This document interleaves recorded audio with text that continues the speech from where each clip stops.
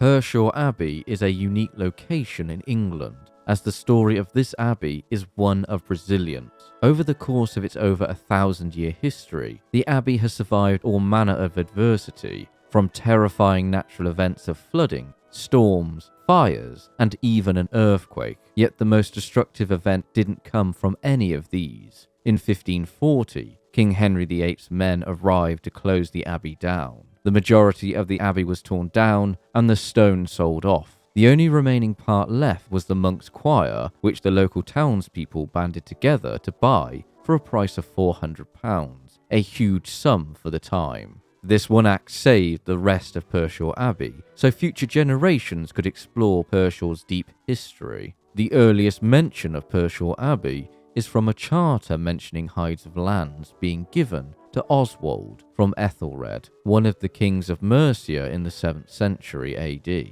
The Benedictine reforms in England during the 10th century saw Pershore Abbey, like many abbeys, become populated with Benedictine monks under the orders of King Edgar the Peaceful.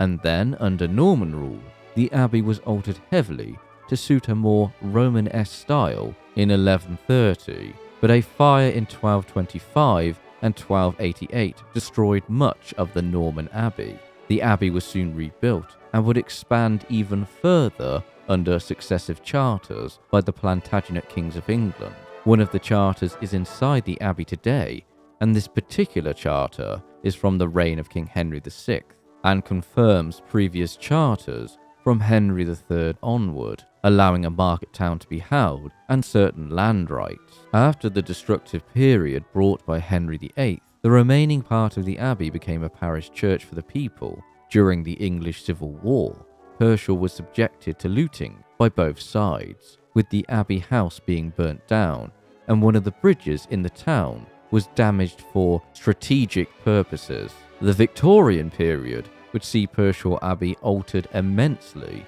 The remaining medieval paint would be stripped. The Victorians would paint their own style of wall paintings, as well as the installation of stained glass windows showcasing the long history of Pershore Abbey. An apse was built on the side of the abbey in 1848. The last major renovations were done in the 1990s, and if you visit the abbey today, you can still see some of the work left over from the archaeological dig, preserved for future generations, as well as historical tombs from the Middle Ages, a Norman font, some unique Tudor/Stuart tombs, and of course the architecture of the abbey.